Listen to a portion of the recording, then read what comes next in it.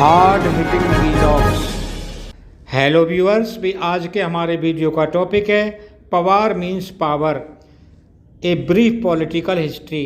दोस्तों, जैसा कि आप जानते हैं शरद पवार खांटी राजनेता हैं। उनके लिए उनका कोई सगा नहीं रहा है, ना राजनीतिक गुरु, ना राजनीतिक शिष्य और ना ही राजनीतिक साथी सहयोगी।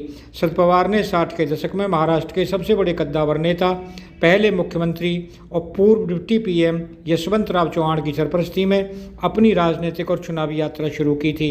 यशवंतराव चौहान ने भविष्य के नेता तैयार करने के लिए शरद पवार को पहली बार 70 के दशक में वसंतराव नायक सरकार में मंत्री बनाया।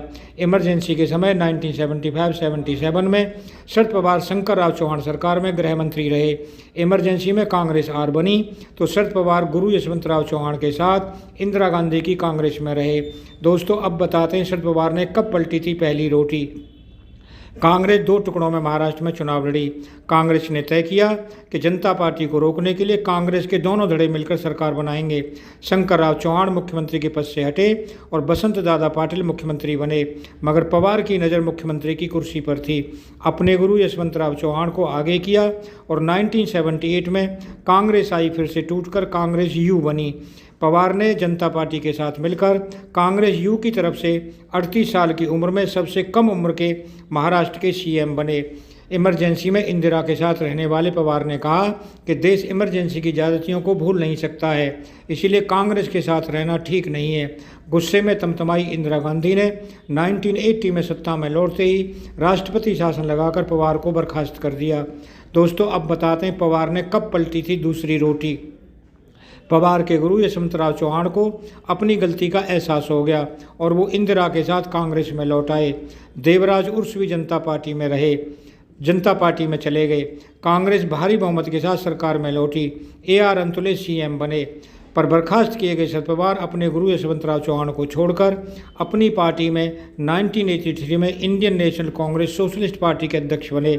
1984 से बारामती से जीतकर पहली बार लोकसभा पहुंचे, पर दिल्ली में दिल नहीं लगा और 1 साल बाद इस्तीफा देकर 1985 में फिर से विधानसभा पहुंचे। इस बार शरद पवार की इंडियन नेशनल कांग्रेस सोशलिस्ट ने 54 सीटें जीतीं। इस बार इंदिरा गांधी से बदला लेने के लिए बीजेपी, जनता पार्टी और दूसरी सभी क्षेत्रीय पार्टियों को इकट्ठा किया। फिर कांग्रेस हटाओ के नारे के साथ बीजेपी को साथ लेकर महाराष्ट्र में नेता प्रतिपक्ष बने।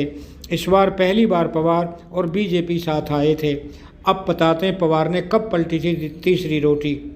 मगर सबको झटका देते हुए 1987 में शरद पवार कांग्रेस में लौट आए। 1 साल के अंदर तत्कालीन कांग्रेस अध्यक्ष राजीव गांधी को ये समझाने में सफल रहे कि शिवसेना को रोकने के लिए महाराष्ट्र में वो जरूरी हैं। एक बार फिर से राजीव गांधी ने शरद पवार को 1988 में महाराष्ट्र का सीएम बना दिया और फिर से पवार ने शंकरराव चौहान को सीएम पद से हटवा दिया। मगर 1990 में शिवसेना और बीजेपी ने शानदार प्रदर्शन किया, लेकिन कांग्रेस को 288 में से 147 सीटें मिली और फिर 12 निर्दलीयों की मदद से शरद पवार तीसरी बार 1990 में सीएम बने। अब बता दें पवार ने चौथी बार रोटी कब पलटी थी। राजीव गांधी की हत्या के बाद शरद पवार को प्रधानमंत्री बनने की इच्छा हुई। पवार ने कहा सबसे ज़्यादा सांसद हमारे पास हैं, मगर पीछे हटना पड़ा और नरसिम्हा राव पीएम बने। नरसिम्हा राव ने भी बदला लिया और उन्हें केंद्र में बुलाकर रक्षा मंत्री बना दिया। उनकी जगह सुधाकर राव नायक सीएम बने, पर मुंबई ब्लास्ट के बाद फिर से पवार सुधाकर नायक को हटाकर मुख्यमंत्री बने।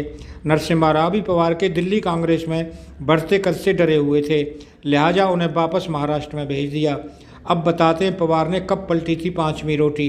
1995 में बीजेपी शिवसेना से हार के बाद शरद पवार 1 साल तक महाराष्ट्र में नेता प्रतिपक्ष रहे और 1996 के लोकसभा चुनाव लड़कर दिल्ली पहुंचे और कांग्रेस अध्यक्ष का चुनाव सीताराम केसरी के खिलाफ लड़ा। 1998 के मध्यावधि लोकसभा चुनाव में प्रधानमंत्री बनने का सपना देखते हुए महाराष्ट्र में पहली बार कांग्रेस के साथ समाजवादी पार्टी, RPI समेत कई पार्टियों का गठबंधन बनाकर 48 में से 37 लोकसभा सीटें जीतीं। लोकसभा में विपक्ष के नेता बने, मगर 1999 में भी प्रधानमंत्री नहीं बन पाए। तो सोनिया गांधी के विदेशी मूल के मुद्दे पर विरोध कर राष्ट्रवादी कांग्रेस पार्टी बनाई, यानी शरद पवार की कांग्रेस सोशलिस्ट पार्टी ने वक्त को पहचानते हुए रोटी पलटी और राष्ट्रवादी कांग्रेस नए अवतार में फिर से आई।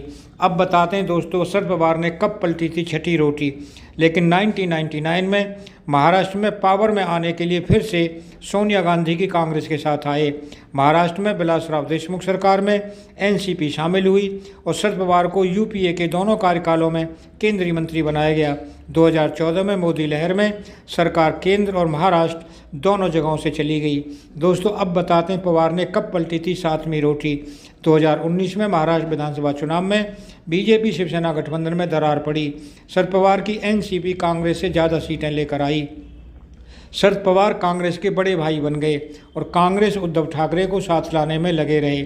इसी बीच बीजेपी ने सुबह अंधेरे में भतीजे अजीत पवार से बगावत कराकर उन्हें मुख्यमंत्री बना दिया, पर पवार हिम्मत नहीं हारे और अजीत पवार को निहत्था कर वापस आने पर मजबूर कर दिया।